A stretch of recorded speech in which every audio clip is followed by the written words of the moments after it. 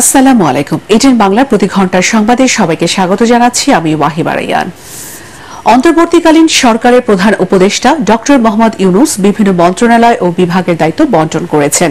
মন্ত্রী পরিষদ বিভাগের এক প্রজ্ঞাপনে দুপুরে তা জানানো হয়। এর মধ্যে প্রতিরক্ষা, সড়ক পরিবহন, সেতু, রেলপথ, শিক্ষা, বিদ্যুৎ, জ্বালানি, দুর্যোগ ব্যবস্থাপনা, ত্রাণ ও গৃহায়ণ, গণপূর্ত সহ গুরুত্বপূর্ণ মন্ত্রণালয় রাখা হয়েছে প্রধান উপদেষ্টার অধীনেই।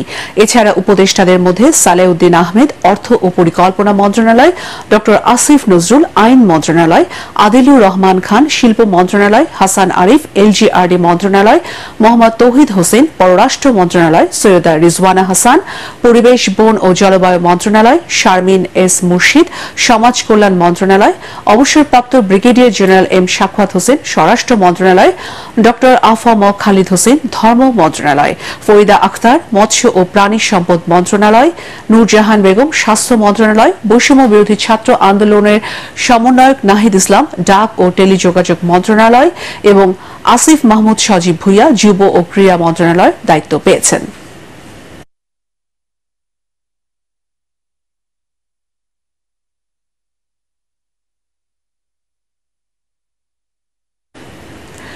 জাতীয় স্মৃতিসৌধে মহান মুক্তিযুদ্ধের বীর শহীদদের প্রতি শ্রদ্ধা জানিয়েছেন অন্তর্বর্তীকালীন সরকারের প্রধান উপদেষ্টা ডক্টর মোহাম্মদ ইউনুস। সকাল 10টায় সাভারে শ্রদ্ধা নিবেদন করেন তিনি। পরে 13 উপদেষ্টাকে সাথে নিয়ে শহীদদের প্রতি শ্রদ্ধা জানান। প্রচণ্ড বৃষ্টির মাঝে নীরবে দাঁড়িয়ে শ্রদ্ধা নিবেদন করেন তারা। শ্রদ্ধা নিবেদন পর্ব শেষে স্মৃতিসৌধের পরিদর্শন বইতে স্বাক্ষর করেন ডক্টর ইউনুস। সকাল 9:30টায় হেলিকপ্টার যোগে সাভার জাতীয় স্মৃতিসৌধে আসেন প্রধান উপদেষ্টা। স্মৃতিসৌধে শ্রদ্ধা জানানো শেষে কেন্দ্রীয় শহীদ মিনারে ভাষা শহীদদের প্রতি শ্রদ্ধা নিবেদন করেন অন্তর্বর্তীকালীন সরকারের প্রধান উপদেষ্টা ডক্টর মোহাম্মদ ইউনুস।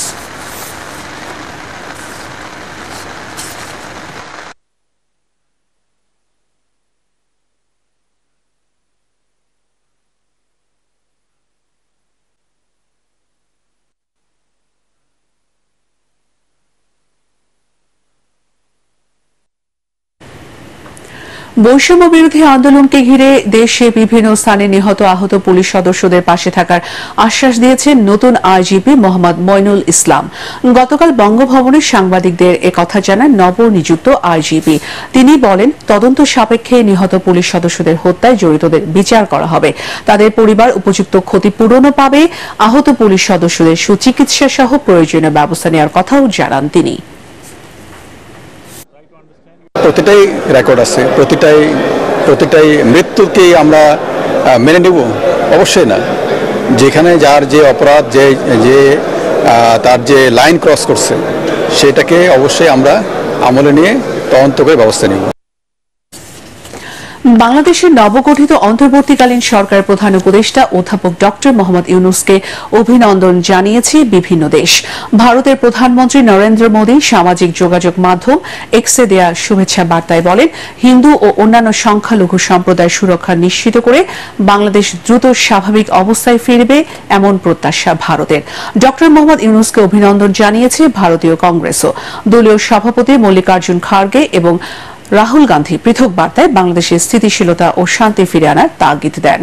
পশ্চিমবঙ্গের মুখ্যমন্ত্রী মমতা বন্দ্যোপাধ্যায় তার ভেরিফাইড ফেসবুক পেজে বাংলাদেশের সাথে সম্পর্ক আরও উন্নত হবে বলে আশাবাদ ব্যক্ত করেছেন। এদিকে ডক্টর মোহাম্মদ ইউনুসের উপর যুক্তরাষ্ট্রের আস্থা রয়েছে জানিয়ে বাংলাদেশের অন্তর্বর্তী সরকারের সঙ্গে কাজ করতে প্রস্তুত বলে জানিয়েছে যুক্তরাষ্ট্র। এছাড়াও ডক্টর মোহাম্মদ ইউনুসকে অভিনন্দন জানিয়েছেন তুরস্কের ফার্স্ট লেডি ইমিরে এরদোয়ান। বাংলাদেশের গণতন্ত্র প্রতিষ্ঠা ও অর্থনৈতিক উন্নয়নে অন্তর্বর্তীকালীন সরকারকে সহযোগিতা করবে জাতিসংঘ। বিএনপি মহাসচিব মির্জা ফখরুল ইসলাম আলমগীরের সাথে বৈঠক শেষে ঢাকায় নিযুক্ত জাতিসংঘের আবাসিক সমন্বয়কারী গোয়েন লুইস একথা জানান। সকালে বিএনপি চেয়ারপারসনের গুলশান কার্যালয়ে অনুষ্ঠিত এক বৈঠকে আরও উপস্থিত ছিলেন বিএনপির স্থায়ী কমিটির সদস্য আমির খসরু মাহমুদ চৌধুরী, সাংগঠনিক সম্পাদক শামা ওবায়েদ এবং জাতিসংঘের মানবাধিকার বিষয়ক বিশেষজ্ঞ হুমা খান। বৈঠক শেষে সাংবাদিকদের গোয়েন লুইস জানান, সহিংসতা বন্ধ করে কি করে অর্থনৈতিক অগ্রগতি হতে পারে সে বিষয়ে দ্রুত পদক্ষেপ নিতে হবে। পরে বিএনপির স্থায়ী কমিটির সদস্য আমির খসরু মাহমুদ চৌধুরী বলেন, বাংলাদেশে মানবাধিকার ও গণতন্ত্র নিয়ে উন্নয়ন সহযোগীদের সংখ্যা কেটে গেছে, সবাইকে নিয়ে নতুন বাংলাদেশ তৈরি করতে হবে।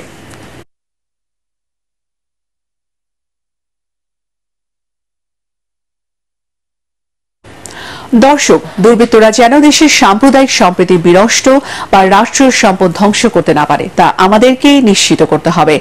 দেশ আমাদের, দেশের সম্পদও আমাদের। নিজে সতর্ক থাকুন, অন্যকে সচেতন করুন। পরবর্তী সংবাদ দেখার আমন্ত্রণ জানিয়ে এখনকার মতো শেষ করছি। এটিএন বাংলার সংবাদ ইউটিউবে দেখতে ব্রাউজ করুন youtube/ATN বাংলা নিউজ। ধন্যবাদ।